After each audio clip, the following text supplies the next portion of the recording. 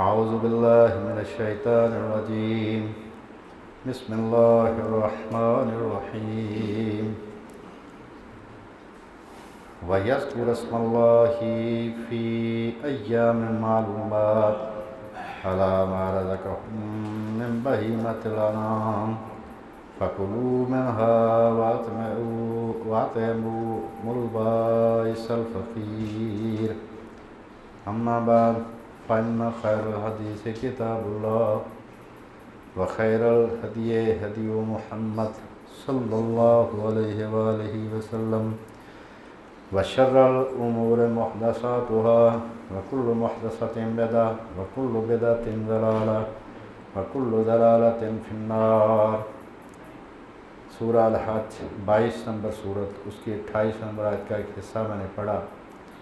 اللہ پاک نے فرمایا کہ قربانی کے ایام جو معلوم ہیں ان میں 4 پائے مویشی کے ذبح کرنے کے وقت جو اللہ نے ان کو دیے ہیں ان پر اللہ کا نام لیں، یعنی ذبح کریں۔ اس میں سے تم خود بھی کھاؤ اور جو فقیر ہے اس کو بھی کھلاؤ۔ عید قربان آنے والی ہے۔ اللہ پاک اس عید کو اور ہر وقت کو، ہر دن کو تمام مسلمانوں کے لیے مبارک بنائے، پوری انسانیت کے لیے اللہ پاک خیر و برکت کا باعث بنائے۔ اس سلسلے میں چند باتیں۔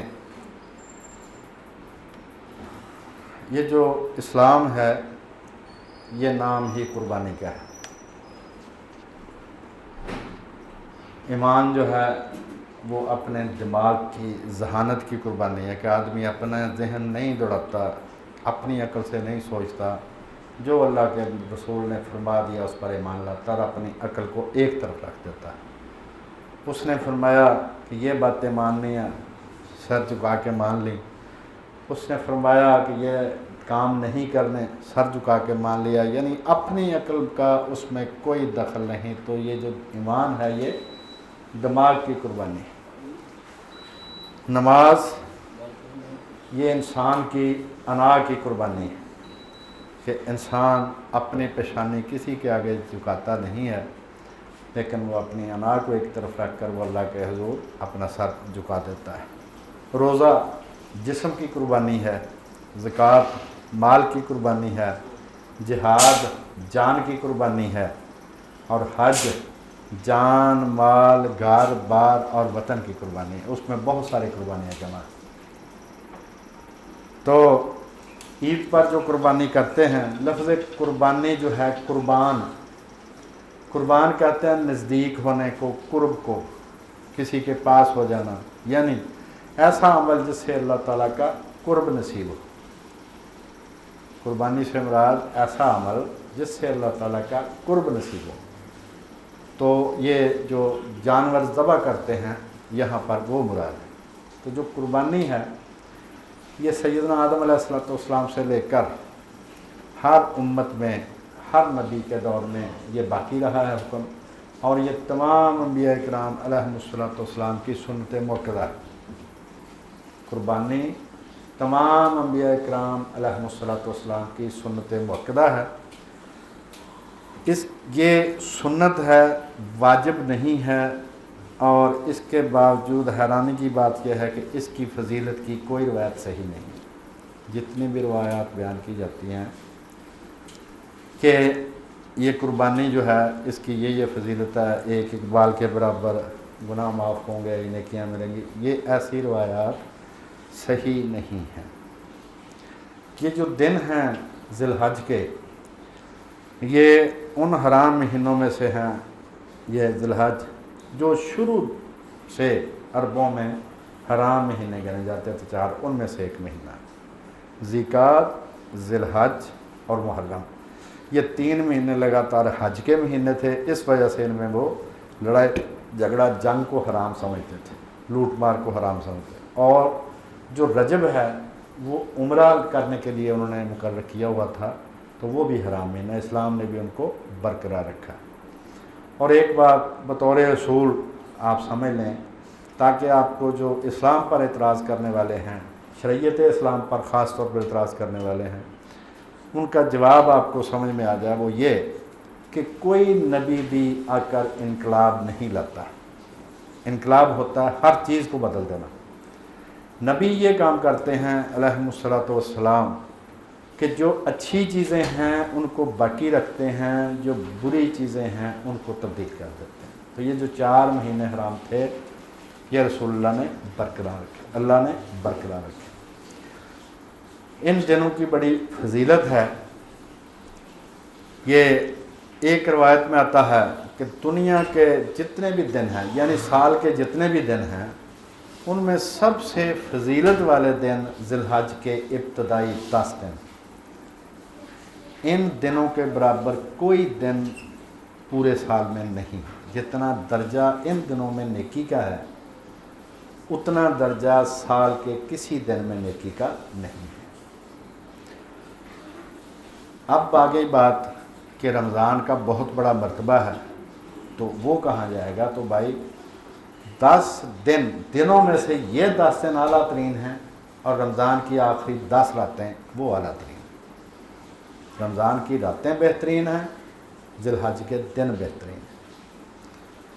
حضرت ابن عباس رضی اللہ تعالیٰ عنہ رسول اللہ سے روایت کرتے ہیں کہ ان دنوں کے عمل سے زیادہ کسی دن کے عمل کی فضیلت نہیں ہے. سب سے زیادہ درجہ نیکی کرنے والے کو ان 10 دنوں میں نیکی کا ملے گا. اور کسی دن میں نیکی کرے گا اس کا بھی بڑا مقام ہے، لیکن ان 10 دنوں کا خصوصی مقام ہے، خصوصی درجہ. لوگوں نے پوچھا یا رسول اللہ کیا جہاد بھی ان دنوں کی نیکی کے برابر نہیں ہو سکتا؟ تو آپ نے فرمایا کہ جہاد بھی نہیں، سوائے اس آدمی کے جو اپنی جان اور مال لے کر خطرے میں میدان جنگ میں گیا اور پھر وہاں پر دونوں قربان کر دیں. اس کا مال بھی لوٹا گیا، اس کی جان بھی شہید ہو گئی، تو وہ شاید اس کے برابر ہو جائے. تو یہ ہے درجہ ان 10 دنوں کی نیکی کا. اور یہ بخاری کی روایت ہے کہ جہاد بھی ان دنوں کی نیکی کے برابر درجہ نہیں رکھتا. مسند احمد میں ایک روایت ہے حضرت عبداللہ بن عمر بن عاص رضی اللہ تعالیٰ عنہ سے، وہ بھی اسی مفہوم کو ادا کرتی. یہ جو 9 ذی الحج ہے، جس دن حج ہوتا ہے اس دن اللہ تعالیٰ سب سے زیادہ قیدی آزاد کرتا ہے. یعنی جن لوگوں پر دوزخ کا حکم ہو چکا تھا ان کو اللہ پاک معاف کرتا ہے 9 ذی الحج. یہ بہت بڑا مرتبہ ہے. اب بات آ گئی کہ وہ حج وہ جو سعودی عرب میں ہوتا ہے، یعنی ایک دن ہم سے پہلے یا وہ. تو بھائی بات یہ ہے کہ جس دن جہاں پر جمعے کا وقت ہوگا، جیسے جمعہ اسی دن پڑھا جائے گا، ایسے ہی جہاں جہاں 9 ذی الحج آتا جائے گا اللہ پاک کا کرم ہوتا جائے گا. اس کی رحمت کو محدود نہیں ہے، اس کی رحمت بے شمار ہے. تو اللہ تعالیٰ 9 ذی الحج کو سب سے زیادہ ان لوگوں کو معاف کرتا ہے جن پر آگ کا حکم ہو چکا تھا، جہنم کا، یعنی جہنم سے آزادی عطا فرماتا ہے. 9 ذی الحج کی فجر سے 13 ذی الحج کی عصر تک تکبیریں پڑھنی ہیں. تکبیرات وہی ہیں جو آپ سب کو معلوم ہیں، اللہ اکبر، اللہ اکبر، لا الہ الا اللہ، اللہ اکبر، اللہ اکبر وللہ الحمد. اگر اس کے الفاظ کے علاوہ کوئی اور الفاظ کے ساتھ بھی تکبیر ہو تو وہ بھی اللہ تعالیٰ کی حمد ہے، وہ بھی پڑھی جا سکتی. اور حضرت عبداللہ بن عمر رضی اللہ تعالیٰ عنہ اور حضرت ابو ہریرہ، ان کا معمول یہ تھا کہ وہ ان 10 دنوں میں عموماً باقی ذکر کرنے کے بجائے یہ تکبیرات ہی پڑھتے تھے. اور وہ انہوں نے معمول یہ بنایا تھا لوگوں کو یاد کروانے کے لیے کہ وہ بازار میں چلے جاتے، تکبیرات پڑھتے تو لوگ بھی ان کو دیکھ کر تکبیریں پڑھنے لگتے. کیونکہ بازار میں وہ کام کار ہوتا ہے تو وہ دوسرے لوگ جو ہیں وہ بھولے ہوتے ہیں تو ان کو یاد کرواتے تھے اس بہانے. یہ بخاری کی حدیث نمبر 969. تکبیرات کے الفاظ وہی ہیں جو ہم عام طور پر پڑھتے ہیں. قربانی کا ارادہ رکھنے والے چاند نظر آنے سے لے کر قربانی ذبح ہونے تک نہ ناخن کٹوائیں نہ بال کٹوائیں. یعنی ان کا پورا خاندان جو ان کے زیر کفالت افراد. ایک آدمی نے قربانی دینی ہے، ایک خاندان کی ایک ہی قربانی ہے، زیادہ قربانیاں کسی نے اگر دینی تو اس کی مرضی، جیسے سنت وہ ایک خاندان کی ایک ہی قربانی. تو جن کا ارادہ ہو ان کر کے چھوٹے بڑے ان 10 دنوں میں چاند نظر آنے سے لے کر قربانی ذبح ہونے تک وہ ناخن اور بال نہ کٹوائیں. جنہوں نے قربانی دینے کا ارادہ نہیں ہے جن کا، ان پر یہ پابندی نہیں ہے.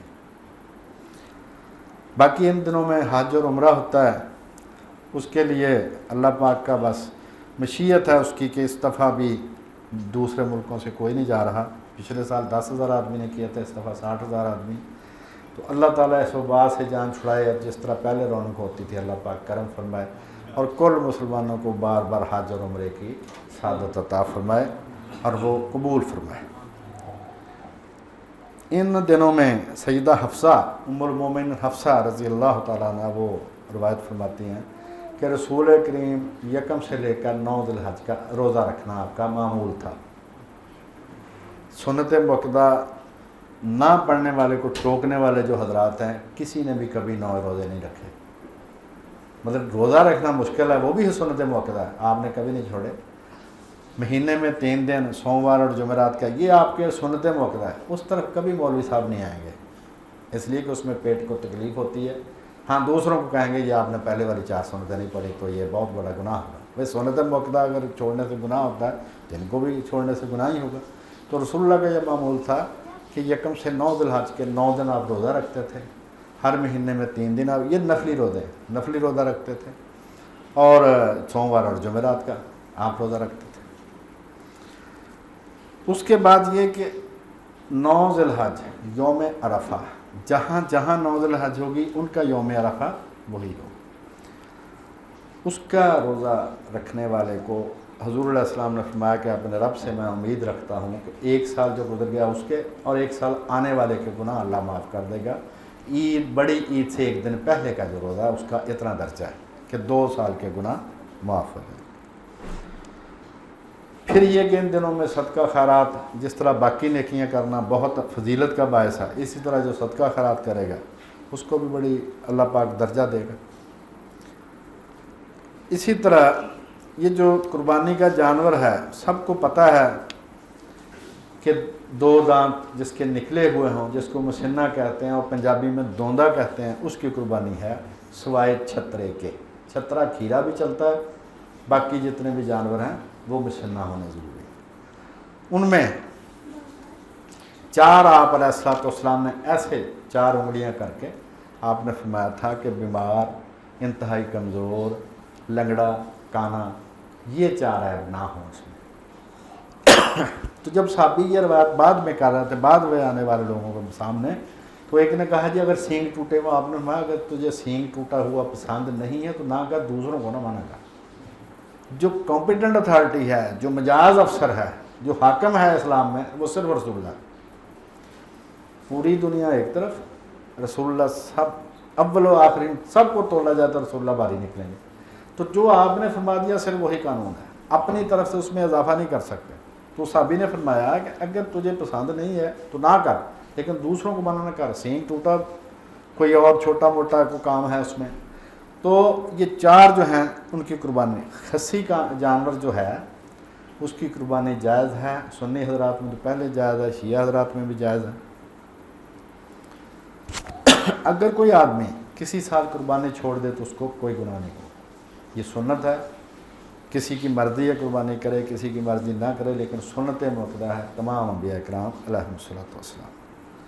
یہ جو اونٹ ہے اس کے بارے میں ہمارے علاقے میں مشہور ہے کہ اس کی 10 قربانیاں ہیں، لیکن 10 قربانیوں والی روایت کی نسبت 7 قربانیوں والی روایت اس کی زیادہ مضبوط ہے کہ اونٹ، گائے، بڑے جانور میں 7 حصے دار مل سکتے ہیں۔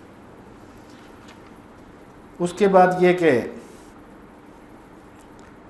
امت کی طرف سے رسول اللہ کا قربانی کرنا یہ ثابت نہیں ہے۔ حضرت علی کا بعد میں رسول اللہ کی طرف سے قربانی کرنا یہ ثابت نہیں ہے۔ اصال ثواب کا مسئلہ پہلے بھی بیان ہو چکا، جس نے کسی کو نیکی بتائی جب تک وہ نیکی کرتا رہے گا اس کو برابر کا ثواب ملتا رہے گا جس نے بتائی۔ تو جتنی بھی اس وقت دنیا میں نیکی ہے وہ تمام انبیاء کرام علیہ الصلوۃ والسلام نے بتائی، اور خاص طور پر رسول کریم علیہ الصلوۃ والسلام۔ لہٰذا پوری دنیا میں کوئی کافر بھی سچ بولتا ہے، کسی غریب کی مدد کرتا ہے، کوئی نیکی کرتا ہے، مسلمان تو ہیں ہی ہیں نا، کافر بھی اگر کوئی نیکی کرتا ہے تو اس کا ثواب رسول اللہ کے کھاتے میں درج ہو رہا ہے۔ کیوں کہ بتایا انبیاء نے ہے، بتایا رسول اللہ نے۔ تو قربانی کس نے بتائی ہے؟ ہمیں، رسول اللہ نے۔ تو امت جتنی قربانیاں کرتی ہیں سب کا ثواب رسول اللہ کو مل رہا ہے۔ ہماری اگر کوئی نیت میں خرابی ہے، ہو سکتا ہے ہمیں ثواب نہ ملے، ان کو پورا ہی ملے گا کیونکہ انہوں نے صحیح طریقے سے بتائی تھی۔ تو یہ جو آپ کی طرف سے قربانی کرنے والا یہ تکلف ہے، یہ روایت ثابت نہیں ہے، تو یہ کام جو ہے آپ نہ کریں۔ ویسے اگر کسی میں ہمت ہے 2 دینی ہے تو اس کی مرضی، ویسے قربانی ایک ہی ہے۔ اپنے گھر میں قربانی صرف 10 ذی الحج تک ہے، مینا میں قربانی 12 تاریخ تک ہے۔ کوئی آدمی مجبور تھا کہ اس کے پاس پیسے ہی 10 تاریخ کی شام کو آئے، کوئی آدمی گرفتار تھا جیل سے، وہ 10 تاریخ کو رہا ہوا، کسی آدمی کو کوئی ایسی مجبوری تھی، وہ ہسپتال میں تھا تو اس کو وہاں سے چھٹی 10 تاریخ کو ملی شام کو، وہ 11 کو کر سکتا ہے۔ اسی طرح اگر کوئی 11 کو اس کے پاس مال آیا تو وہ 12 کو کر سکتا ہے۔ یہ جو ہے کہ 3 قربانیاں ایک دن ایک دن، یہ والا کام صحیح نہیں ہے۔ اب جناب یہ جو مسئلہ ہے، اور ہمارے علاقے میں ماشاءاللہ کوئی نان ایشو ہو تو جو اس پر مزیدار بحث ہوتی ہے نا، وہ کسی مسئلے پر، اصلی والے مسئلے پر نہیں ہوتی۔ کٹے کی قربانی یہ ایسا مزیدار مسئلہ ہے کہ ہر سال شروع ہوتا ہے، تفصیلی بحث ہوتی ہے، جس نے کرنی ہے وہ کسی کی نہیں سنتا، جس نے نہیں کرنی وہ کسی کی نہیں سنتا۔ تو اب دیکھتے ہیں کہ اس کی صورتحال کیا ہے۔ قرآن مجید میں اگر آپ دیکھیں تو کہیں بھی یہ کہتے ہیں حضرات جو کٹے کی قربانی سے منع کرتے ہیں کہ لفظ ہے انعام، جیسے اردو میں دیتے ہیں پرائز کو انعام لکھتے ہیں، وہ انعام، یہ ہے انعام، نام کی جمع، باب افعال۔ وہ کہتے ہیں کہ انعام کا لفظ جو ہے شریعت اسلام میں 8 جانوروں پر بولا گیا ہے۔ 8 جانوروں میں سے 4 ہیں، 4 کے نر اور مادہ 8 بنتے ہیں۔ اونٹ ہے، گائے ہے، بکری ہے، بھیڑ ہے، 4 نر 4 مادہ، یہ ہیں 8۔ ان کے علاوہ قربانی آپ نہیں دے سکتے۔ جب آپ قرآن مجید پڑھیں تو اس میں پتہ چلتا ہے کہ لفظ انعام کے ساتھ قربانی کا حکم پورے قرآن مجید میں نہیں ہے۔ لفظ انعام کے ساتھ، یہ بات آپ نے ذرا غور سے سننی ہے، کسی کی مرضی اب مانیں، کسی کی مرضی نہ مانیں، کسی عالم کا درجہ نبی کا نہیں ہے کہ اس کی بات ماننا ضروری ہے، صرف بات سننا اور سنانا فرض ہے، باقی آپ کی مرضی ہے جو کریں۔ جو میں نے دیکھا قرآن مجید کو، پورے قرآن مجید میں لفظ انعام کے ساتھ قربانی کا حکم نہیں ہے، لفظ بہیمۃ الانعام کے ساتھ قربانی کا لفظ ہے۔ یہی میں نے ابھی آیت پڑھی تھی سورہ حج کی 28 نمبر آیت، کہ بہیمۃ الانعام جو ہیں ان پر اللہ کا نام لو، یعنی ان کو ذبح کرو۔ بہیمۃ الانعام کسے کہتے ہیں ابھی دیکھ لیتے ہیں۔ یہ کتاب خرید لینی چاہیے کہ مولانا عبد الرحمن کیلانی رحمۃ اللہ علیہ، مترادفات قرآن ہے کتاب کا نام، اور اردو زبان میں بے مثال کتاب ہے۔ انہوں نے پتہ نہیں کتنے سال لگا کے ایک لفظ، ایک مفہوم کو ادا کرنے کے لیے قرآن مجید میں جو متبادل الفاظ آئے ہیں ان سب کو ایک جگہ لکھا، پھر ہر ایک کا الگ الگ معنی لکھا کہ اس میں یہ فرق ہے، اس میں یہ فرق ہے، یعنی انہوں نے ثابت کیا کہ قرآن مجید کا کوئی لفظ دوسرے کا مترادف نہیں۔ تو جو مترادفات قرآن عام طور پر ہمیں نظر آتے ہیں ان کا انہوں نے حل کیا، اور بہت بے نظیر کتاب ہے، اردو میں ایسی کتاب ہے ہی نہیں کہیں۔ اور یہ انہوں نے اتنی محنت کی ہے اس پر کہ یہ کتاب ضرور خریدنی چاہیے، اللہ پاک ان کو جنت نصیب کرے۔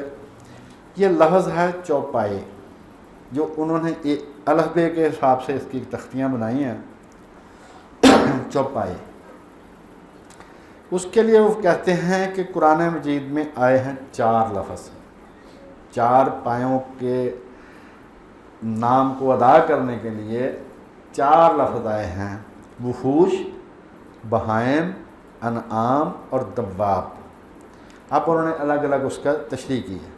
وحوش وحش کی جمع ہے، اور وحش انس کی ضد ہے، یعنی ایسے جاندار جو انسان سے مانوس نہ ہوں، جنگلی جانور اور درندے وغیرہ۔ اور یہی 81 نمبر صورت میں اللہ پاک نے فرمایا وَإِذَا الْوُحُوشُ حُشِرَتْ، جب وحشی جانور اکٹھے کیے جائیں گے۔ مثال، اب دوسرا لفظ ہے بہائم، یہ ہے بہیمہ کی جمع، اور وحشی چوپایوں کے علاوہ جو درندے ہیں ان کے علاوہ باقی سب قسم کے 4 پایوں پر اس کا اطلاق ہوتا ہے۔ اور ساتھ ساتھ انہوں نے یہ ڈکشنریوں کا حوالہ بھی دیا ہے، منجد کا حوالہ ہے، یہ مفردات قرآن جو ہے کہ اس فانی کی، ان کا حوالہ ہے خواہ خشکی کے ہوں یا تری کے، منجد ڈکشنری جو ہے، تاہم اس کا زیادہ تر استعمال بھیڑ بکری اور گائے پر ہوتا ہے۔ بھیڑ بکری کے بچہ کو بھی کہتے ہیں بہم، اور بہیمہ کی ایک تعریف یہ ہے، دوسری ڈیفینیشن، کہ ایسے چوپائے ما سوائے درندوں میں برندوں کے جن میں قوت گویائی نہ ہو، گونگے کو بھی کہتے ہیں۔ انعام نام کی جمع ہے، گو اس کا اطلاق بھی درندوں کے علاوہ باقی جانوروں پر ہوتا ہے، تاہم اس کا استعمال زیادہ تر اونٹ کے لیے ہوتا ہے، کیونکہ عربوں کے لیے اونٹ سے بڑھ کر کوئی نعمت نہ تھی، تو انعام نعم نعمت، ان کے لیے اس سے بڑھ کر نعمت کوئی نہیں تھی، تو انہوں نے اس کا نام ہی نعمت رکھ دیا۔ تو یہ اس کے انہوں نے حوالہ دیا 80 نمبر صورت کا، 20 نمبر صورت کا۔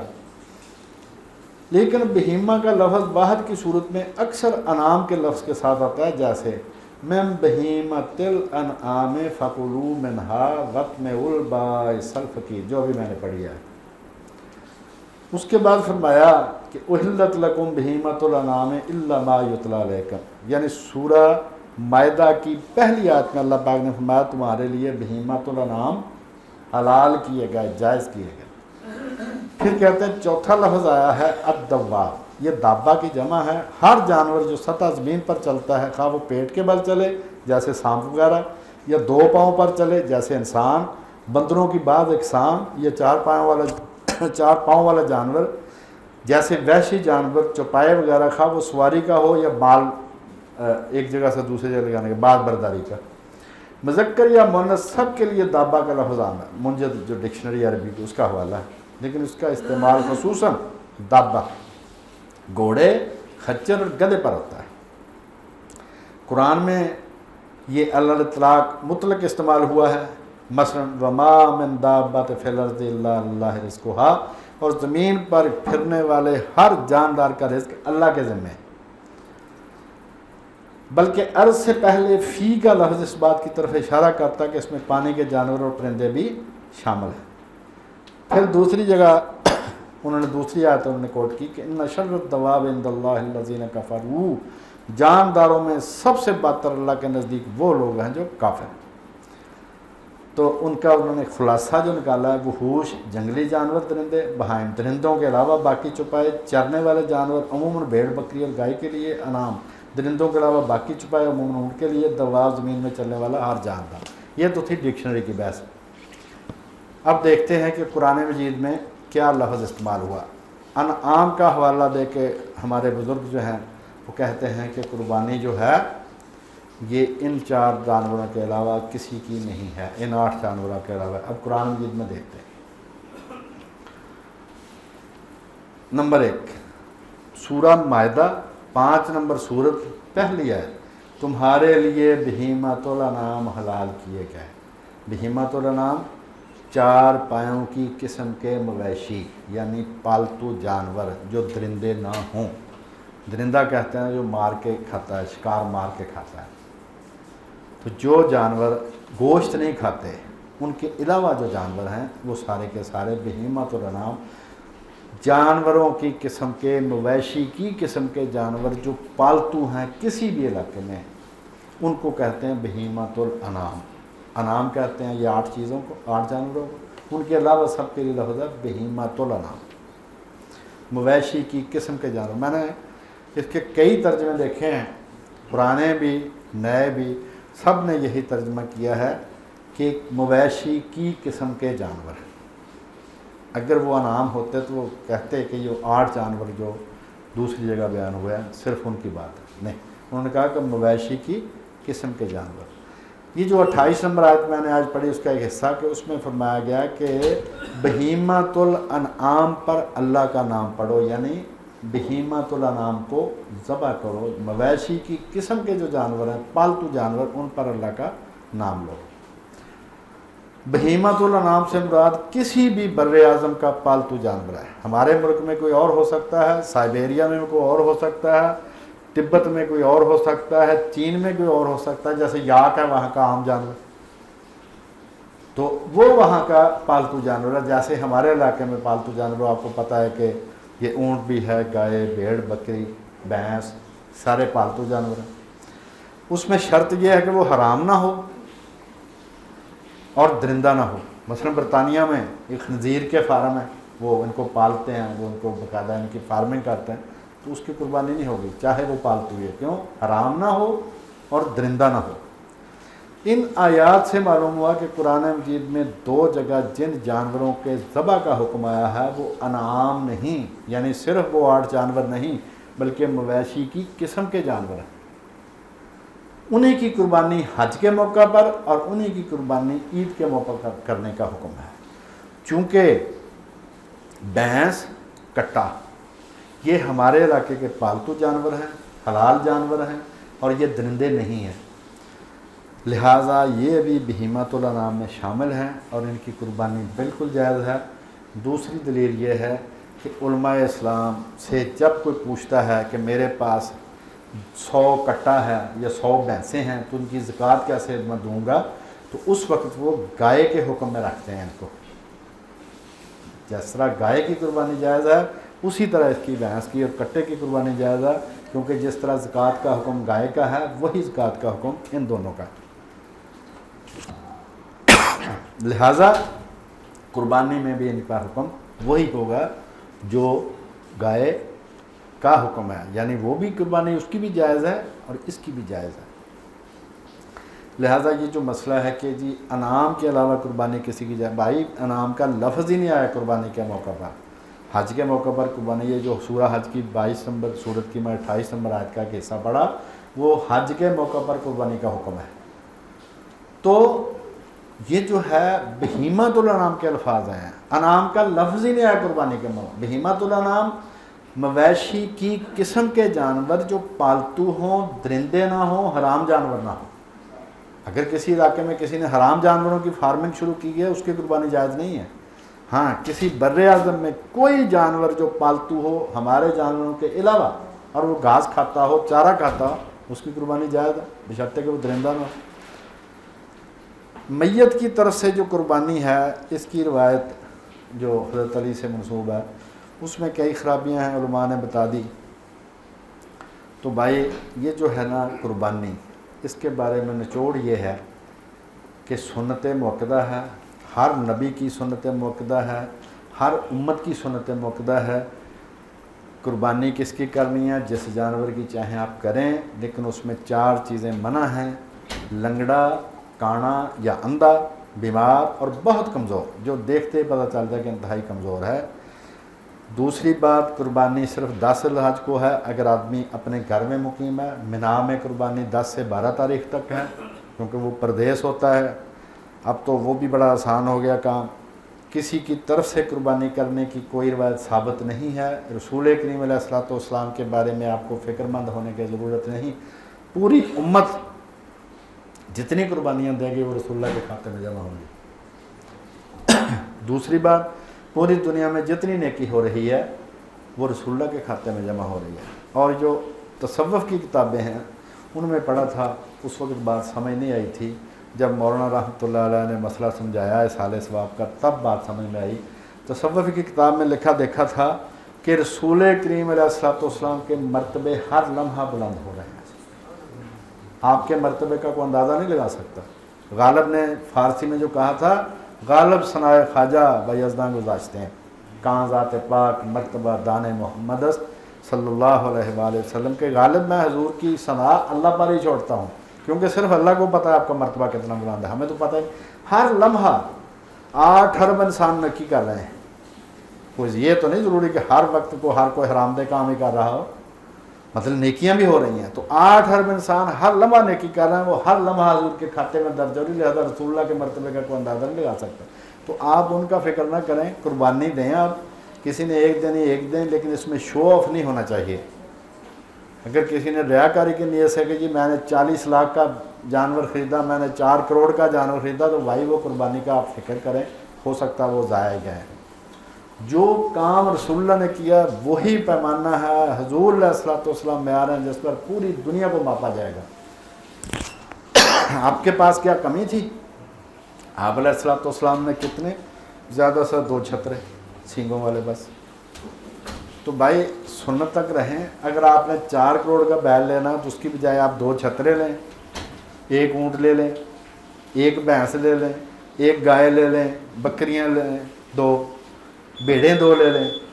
اس کی بجائے جو باقی پیسے آپ کے بچیں گے نا وہ آپ ان کو دیں جن کے پاس کھانے کو کچھ نہیں ہے, جن کی بیٹیاں شادی کی وجہ سے بیٹھی ہیں, اور جو بیمار ہیں جو اپنا علاج نہیں کروا سکتے, جو قرض دار ہیں وہ اپنا قرض نہیں ادا سکتے.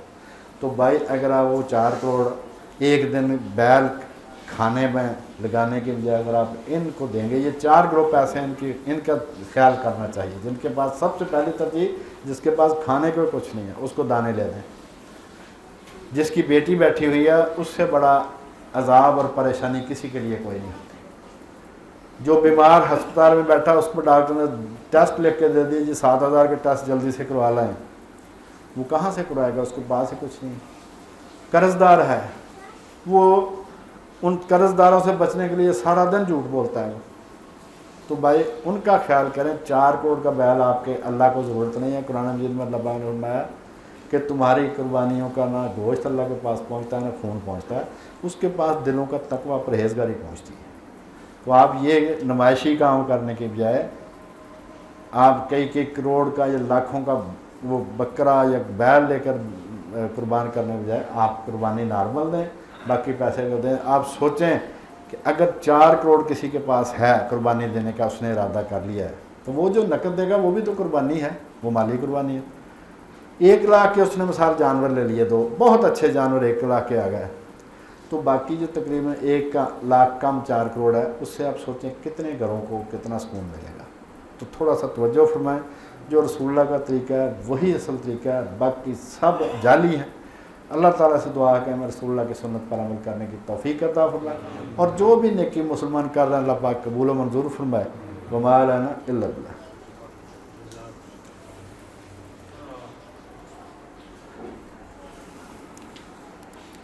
الحمدللہ رب العالمین والصلاة والسلام علی رسول الکریم. اللہم صلی علی سیدنا محمد وعلی آلہ سیدنا محمد صلاة تنجینا بها من جمیع الاحوال والآفات وتقضی لنا بها جمیع الحاجات وتطہرنا بها من جمیع السیئات وترفعنا بها عندک اعلی الدرجات وتبلغنا بها اقصى الغایات من جمیع الخیرات فی الحیات وبعد الممات. سبحان ربک رب العزة عما یصفون وسلام علی المرسلین والحمد للہ.